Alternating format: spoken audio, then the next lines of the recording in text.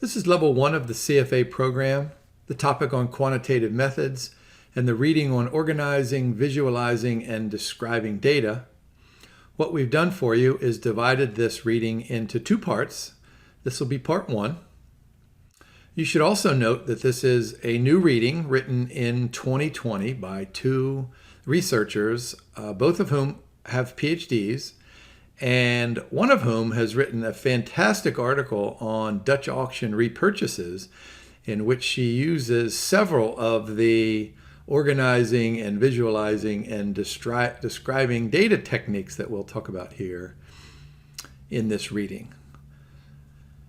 Let's take a look at some of these learning objectives. Notice that there are interprets and describes and identifies. And as you look through these, you might think that these are relatively straightforward. And in fact, they are. But what I want to do is give you kind of a warning that what the Institute is trying to do with this new reading is to prepare you to be able to collect the data, to be able to manage the data, and then be able to use the data in some type of a useful framework, after which you can make a reasonable decision. So let's go ahead and look at that first one. Identify and compare data types. I'm willing to bet that most of you guys know these kinds of things. Data, collection of facts, can be a whole bunch of different things there, including audio and video. Of course, me being a 60-year-old dude, you know, audio and video and images, I didn't grow up with that stuff, but my children, they don't even think twice about it. I'm guessing you're in that category as well. We have a couple of slides on the classification of data. There are 3 different types of ways to differentiate between and among data. So let's go ahead and take some time to work through some examples here. Numerical data, of course, can be measured or counted. And this can be divided into 2 categories. Continuous data, measured on an infinite scale. The example that we have there is measures of temperature. How about if we take a look at some other types of continuous data examples? As you watch through my videos going through level 1, you'll note that I like to make lots and lots of sports analogies. And so we can have continuous data on the professional golf tour. We can say something like, all right, these professional golfers, you know, sometimes they shoot a 59, sometimes they shoot, I don't know, how high do you want to go? 85, 89, surely you hardly ever see 90, but they can be measured on an infinite scale within some range. Continuous data. Discrete data, on the other hand, these are data that can be counted and have a finite number of possible values. Notice that first example we have there. Of course, there are just 7 days in a week, unless you are a Beatles fan. How about another sports analogy? Suppose we're watching NFL football on Sunday and we're watching Kansas City Chiefs and Patrick Mahomes, and we want to know how many touchdown passes is he going to throw this weekend. And so, well, I guess the minimum is 0, right? So you can count to 0. And then I think Peyton Manning has the record for most touchdown passes on a Sunday, and I think that's 6. So you can count 1, 2, 3, 4, 5, or 6. Although I wouldn't put it past Holmes to throw 7 touchdown passes one of these weekends. How about categorical data? So this is data representing qualitative outcomes. So there's a quality to it or a characteristic, like investment grade bonds, which are BBB or higher, or speculative, some people call them junk bonds, which are BB or lower. You can have nominal data, which has really no inherent value from a numerical standpoint, but it has value from a categorical standpoint. And so what you do is you just assign numbers to represent certain outcomes, like 1 for bankruptcy and 2 for no bankruptcy. Ordinal data, you can rank this data according to some characteristic. And of course, my children like to rank me as the quality of my parenting skills. And so some days I get a 0, some days I get a 0 to 1, sometimes I get a 5. and sometimes I get anything in between there. This is a super important slide here because what we're preparing you, what the Institute is preparing you, is to be able to handle some regression analysis. So when you try to collect data on a whole bunch of variables, and we'll talk about variables here in just a second, it's important to see if there's any statistical relationship between and among those variables. So what we'll do, both in level 1 and in level 2, we'll examine cross-sectional data and time series data. And as I was saying earlier about that Dutch auction repurchase article written by one of the authors, there's an example of cross-sectional data in which the author collected a sample of firms that used a Dutch auction repurchase to change the capital structure of its firm quickly. And so this is a set of observations taken at a single point in time. Stock returns earned by Microsoft, IBM, and Samsung for the year ended on December 31st, 2021. There's an example of cross-sectional data. Now, it also includes this Dutch auction repurchase, which was a single point in time in which there was an announcement of a Dutch auction repurchase, and that was different for every firm, but then the stock returns were collected around that single point in time. So notice we have that in bold, and that's super important to remember about cross-sectional data. But we can also ask ourselves the question, well, how do particular variables change over time? And this is time series of data. And so we can say something like, hey, we have this valuable asset. Maybe it's the Pink Panther diamond. And what we want to do is see how the value of that Pink Panther diamond changes on a monthly basis. Now, of course, those of you who watch the old Pink Panther movies know that that's really kind of a silly question because it's priceless. So if it's priceless here and priceless there and priceless there, time series data really is not too relevant. However, if the asset is something that can be measured and has volatility in prices, like a barrel of oil. So the barrel of oil, 1 week it goes up, 1 week it goes down. So we can see that time series data, and we want to extract from both time series data and cross-sectional data, we want to extract the important relationships so once again that we can make some kind of a reasonable decision.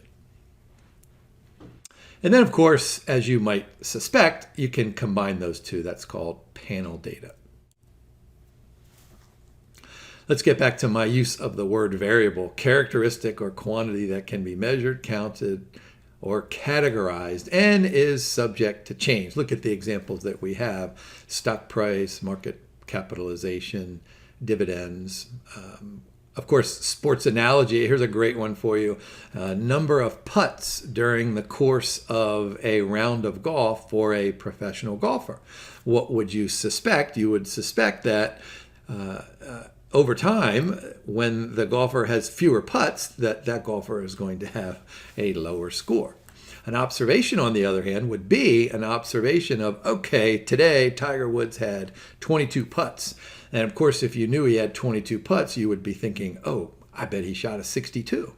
And that's probably accurate. On the other hand, if you were evaluating me, Jim had 41 putts, and you would say, well, I don't even care what Jim shot that day because he stinks at putting. How about structured versus unstructured data? And so I'm envisioning a question in which you're given some data and the question says, okay, is this structured or unstructured? So let's make sure we can identify and compare here, but make sure we can differentiate. So structured data, this is exactly what you might suspect, organized in any predefined manner. And what you'll find watching my recordings is that I regularly refer you to a visualization of an Excel spreadsheet. And that's why we put rows and columns in there, easy to store, easy to process, and easy to access. And the examples really are limitless. You could put the number of putts in a column in an Excel spreadsheet, or you could put dividends, you could put cash flows, you could even put some kind of data that is qualitative, like skill set of the executives. Unstructured data, on the other hand, not organized, and notice what we have in bold over there, difficult to handle and understand. So the Institute is not saying it's difficult and handle to understand, therefore we're going to throw it over there and not worry about it. No, the question then becomes, okay, if it's difficult to handle and understand, how can we wrap our arms around it and bring it over here inside of our arms so that we can put together some kind of a useful data set so that we can make decisions. How are they generated? Boy, social media posts. I'm a complete ignorant individual about those kinds of things. But credit card transactions, that makes perfect sense. Regulatory filings, sensory images from satellites, foot traffic, mobile devices, etc., etc. How about if we take a quick quiz? I give you five of these examples of data sets, and you go ahead and give me the answer of what kind of a data type would these things describe. Let me start off with an easy one there because we've already given that one to you. So that's cross-sectional data. How about the price change of a stock? Do I need to pause to let you process that through your brain? How fast is your cognitive function? That's continuous data. Number of students in a class, that's going to be discrete data. Ooh, color of a smartphone. Where's my phone around here? I don't think I have a color on mine. That would be nominal data. Grades of a student in a quiz. Boy, if they all make 0, I'm not quite sure what that means, but that's ordinal data. How can we organize this data for quantitative analysis? All right, so this is what I have been saying here and hinting at, that what the Institute wants you to be able to do is to make a decision. So that's what they call quantitative analysis, putting this stuff together so it jumps out of the spreadsheet or jumps out of the page at you and says, hey, Jim, there you go. There's the answer. And the answer is, oh, let's invest in these firms that pay these kinds of dividends, that have this amount of cash flow, and whatever else it is that you want to put at the end of that sentence. So there are two pictures of a one-dimensional array. Think of it this way. When I give examples on my exams, what I'll do in that, boy, is that a light red? In that top column, I'll just give years, like year 1, 2, 3, 4, 5, 6, 7, and then underneath it, I'll have, like some operating cash flows, and they'll have to compute net present value. So that would be one dimensional, right? And then two-dimensional would be the Excel spreadsheet. We go over this way, and then we go down this way, and that could be time series or cross-sectional or any kind of way that you figure it out.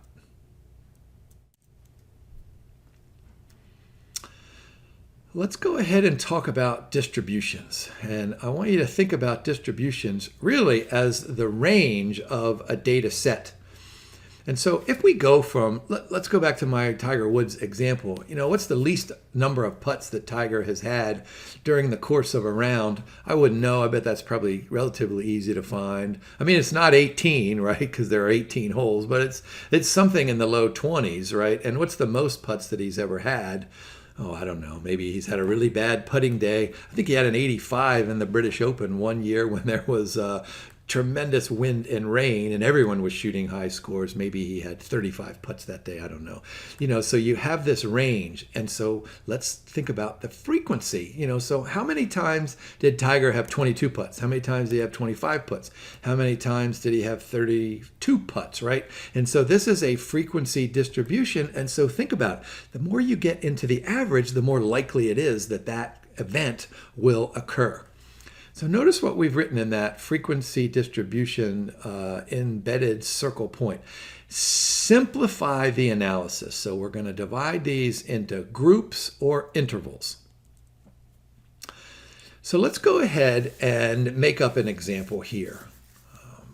Let's suppose that we are trying to evaluate hedge fund managers.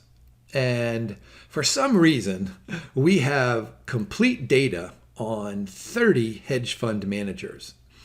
And what we've decided is that the minimum number of assets invested in a hedge fund is 67. The maximum number of assets invested in a hedge fund is 125. And remember, the hedge fund universe includes things like, stocks and bonds, but it also includes things like investments in gold and oil wells and private equity and vintage cars and anything you can throw into that hedge fund universe.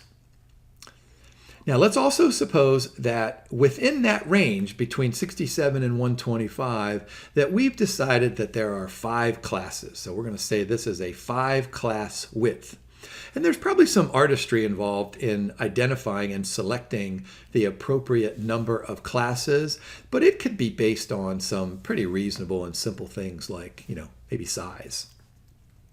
So let's go ahead and try to establish and craft a frequency distribution and see what this means. So I want you to think about this. This is all the information in the question stem, and where do we go from there? How do we craft this distribution, and then how can we interpret it? All right, a couple of steps that we're going to take. So notice that we've written up there, 5 would be appropriate number of classes. So what we do is we start with the minimum level. We start with that 67. So let's put 67 down there as the minimum level. And then we need to figure out how wide are these classes going to be. So notice the simple math that we've done up above the table. 125 over 67 divided by 5 is equal to 11.6. And we're going to always round up. The reading tells us to always round up, and that's to make sure that the bottom number is included in the table. All right, so all we're going to do then is we're going to go from 67, add 12 to it, that gets us down to 79. Subtract 1, that gets up to 78. And so notice that each of those differences is just 12 all the way down to 126. So let's just verify this. Of course, all the way back, there we go. The maximum of 125 is included in this class limit, which goes all the way up to 126. And of course, it's not going to be perfect because we have some rounding. So then what we do is we go, and after we've established those class limits, we go ahead and tally them. All right, so we're going to go and count how many of these hedge funds have 67 and 78 securities or assets in their portfolio. So we got 3, we got 5, 8, 9, and 5. So there's our total of 30. Do you see how this is kind of taking this huge data set, right? We have 30 hedge funds and we have all of these assets, and now we're trying to organize them, right? And trying to squish them down so that we can make some sense of them. All right, so let's keep going here. We're not done with that table, but let me define relative frequency, which is just absolute over total frequency. And let's go ahead and make sure you understand how to craft this table. All right, so here in the red, we've already done that. So our relative frequency is going to be the absolute 3. So 3 divided by 30, there's 10%, right? And then you do all of those relative frequencies going down. Of course, they have to sum to 100%, and then you do the same way going across there. So you get the cumulative frequency. So 10 plus 16 gives us 26, then plus 26 gives us the 53, plus 30 gives us the 83. So now we have relative frequencies, and now we have cumulative relative frequencies. So what we can do is we have taken this huge data set on hedge funds and we've narrowed it down, right? We've kind of chopped it, we've compartmentalized it so that we can identify strengths and weaknesses and maybe make some recommendations about the performance of that hedge fund. Let's move on to what the Institute calls a contingency table, a tabular representation of categorical data. All right, so we're going to show some frequencies here for particular combinations. How about if we use this example? Let's suppose that we're trying, as a good financial analyst, to estimate growth rates in the economies of 3 African countries.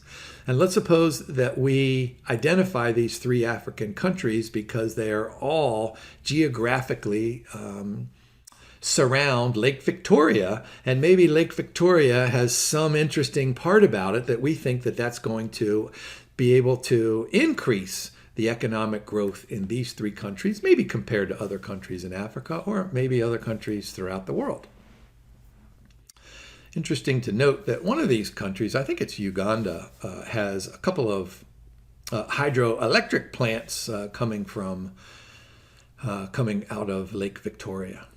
So what we're doing is we're saying, all right, we want to estimate economic growth. One of the important variables that we determine going into this study is the education of those individuals that live in each of those countries. And so we have middle school, high school, bachelor's, or master's degrees. Notice that we have 40 in each country, so that gives us a total of 120 of these individuals, and maybe these are groups of individuals, and maybe we've left off, a bunch of zeros in each one of these numbers so that we don't have an unwieldy type of a matrix. All right, so let's talk about joint and marginal frequencies. A joint frequency is simply defined as a combination of two conditions happening and occurring at the same time. So Kenya has 5 middle school or lower individuals, Uganda has 5 middle school or lower individuals, and Tanzania has 30. And so each one of those cells, if you will, in an Excel spreadsheet is a joint frequency because you go down and you go across. But then what we can do is we can establish a marginal frequency. So notice that we have boxed in master's degrees, 15 and 5 and 0. So that sums to 20. That is the marginal frequency of master's degrees in these 3 African countries. Now, of course, these are absolute values, so we want to know what relative values are. So let's go ahead and do relative frequencies and frequency distributions. And so this is really just a matter of dividing. So that 4% and the 13%, let's just go back here. What's that 4%? So 5 divided by the 120, I'm guessing that's 4%. Is that right there? Yep. And then 5 divided by the 40, I'm guessing that's going to be the 13%. Actually, they come out to be a little bit higher or a little bit lower, so there's a lot of rounding going on in this table. But note what we've done. We've taken some data that we've collected, right? We put it in this 2-dimensional table, and we're now determining frequencies, joint frequency, marginal frequency, and then percentage frequencies. So this is going to give us an idea that is going to help us decide which of these 3 countries, or maybe all 3 of them, are going to lead economic growth in the area. Of course, this is just a part of a larger global macroeconomic study, but you can see the importance of taking one variable, education, and relating it to economic output. And then you might have a handful of other variables that you want to do similar analyses with. And then in the end, you combine all these things and you say something like, oh yeah, Uganda is clearly going to lead in economic output over the next 1 year or 6 months or 5 years or whatever it is that you're trying to study. Now, one part of a contingency table can be referred to as a confusion matrix, which I always thought was an interesting term. This really is a summary table of the difference between what you think is going to happen versus what actually happens. So notice what we have in bold there, actual versus predicted values. So read across the top, stock market negative return of 20% or more. These are actual values. Go down the left-hand column, stock market negative return of 20% or more. These are predicted values. So where the two meet, right? If the stock market was predicted to have a loss of 20%, a negative return, right? And it actually did, that was 460. If we did just the opposite, if the answer is no to both of those questions, that's 190. So these are called true outcomes, right? The predicted outcome was at least equal to, if not greater than, the actual outcome. But then let's suppose we're wrong. And notice what we've done in bolded red. Type 1 error and a type 2 error. So the predicted incorrectly by the model, but falsely predicted by the model. So type 1 and type 2. And we're going to spend a lot of time on type 1 and type 2 errors.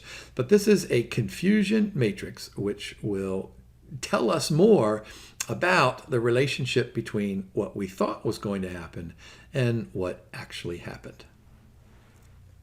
Now, the final part of these learning outcome statements is a series of graphs. And those of you who are familiar with Excel, which I'm guessing is all of you, you won't be surprised to see these. So there's a histogram, which is just going to show a distribution of numerical data in the form of a graph. Notice there's frequency going up the vertical axis, and then there's some measure of rates of return going across the horizontal axis, and those have been divided into class intervals like we did before.